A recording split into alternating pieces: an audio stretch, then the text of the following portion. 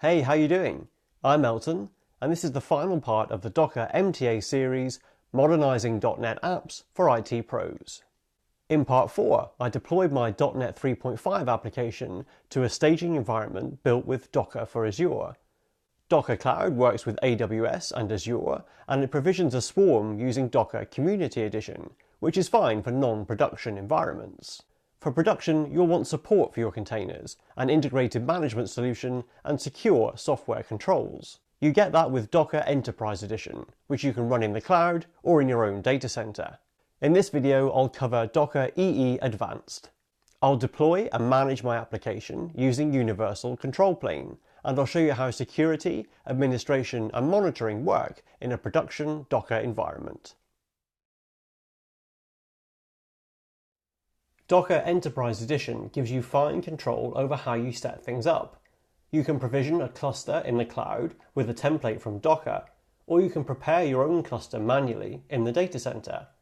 It's very simple to deploy Docker EE, and the Advanced Edition comes with a comprehensive management suite, Docker Trusted Registry, which I've already used as the private registry for my images, and Universal Control Plane, which is the container management platform.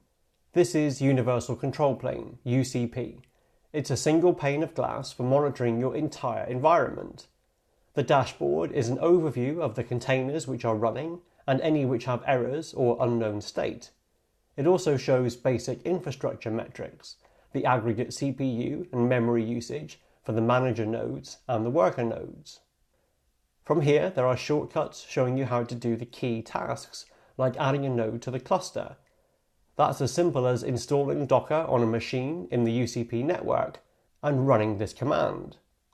From the dashboard, you can also download a client bundle, which you use with your local Docker command line to securely connect to UCP.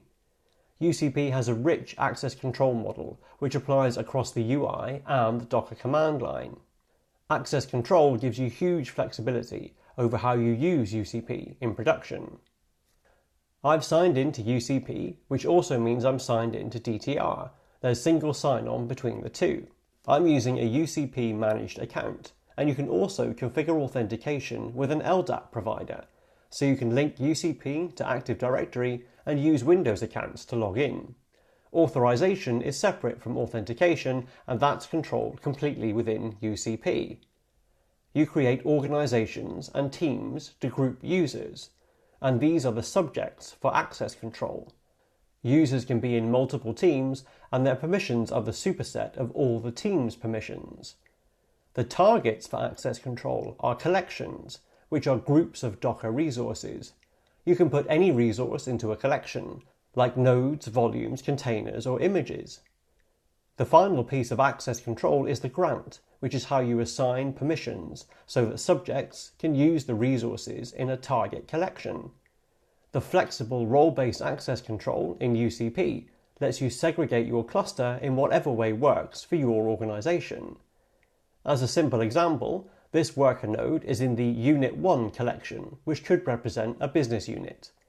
Only members of the admin team have scheduler access to the Unit 1 collection, which means you have to be a user in the admin team to run containers on that worker node.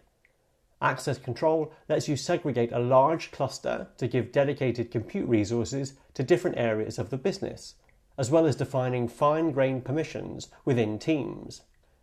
You can also use security in UCP to enforce policies over the software that the cluster will run, using Docker Content Trust. Content Trust is a mechanism for digitally signing Docker images to establish provenance, and you enable it on the client with an environment setting. When you push an image to DTR with Content Trust enabled, you sign it with the certificate that you get from UCP in your client bundle, so Docker can securely link a signature to a user. Here, I can see that version 5 of my app image is signed, but the other versions are not. DTR records that an image has been signed, and it also records all the users who are signatories for that image, which you can use as proof of sign-off for a software release. In the admin settings of UCP, under Docker Content Trust, you can require that the cluster will only run images that are signed by known UCP users. You can even specify a list of teams that need to be signatories, so this configuration means images need to have been signed by users in the admin team. I can try to deploy a stack using my v4 application image which isn't signed, and UCP refuses to run it. There's no way around that. Even administrators can't run unsigned images. This is a security policy which is easy to audit, and it's enforced by the platform. To deploy my app now, I need to use signed images, so I'll need to use new versions in my compose file. This compose file uses versions of my application image and Prometheus image which I've signed in DTR. There's no database image here because in production I'm using a SQL Azure database. You can integrate Docker containers with other services in your network, so running UCP on Azure, I can connect my Dockerized web app to a cloud database. If I was running in the data center, I could connect the web app in a container to a local SQL Server database. I'm making use of one more Docker security feature here, secrets, which are a first-class resource in Docker Swarm mode and in UCP. I'm using a secret to store my database connection string. In the compose file, I reference the secret by name, and the actual content of the secret is securely stored in the swarm. I'll create that secret in UCP and paste in the connection string. Once I save this, the data is no longer visible. Not even administrators can see the plain text of the secret. The contents only get delivered unencrypted to the services which need it, and v5 of my web app is configured to read the connection strings from the secret file in the container. In UCP, I'll create a stack and upload my compose file. These images are all signed, so UCP will run them and deploy my app.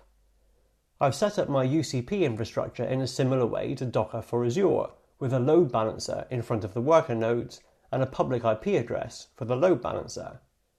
When I browse to the address, I see the same old app, but now it's running in a container in UCP connecting to a SQL Azure database, with a connection string securely stored in a Docker secret. I've used SQL Server in a container for non-production environments, and now in production I've switched to a managed SQL service just by changing the configuration. The last thing I want to show you is how monitoring looks in UCP. UCP is a centralized portal, and I'm logged in with administrator rights so I can see all the resources in the system.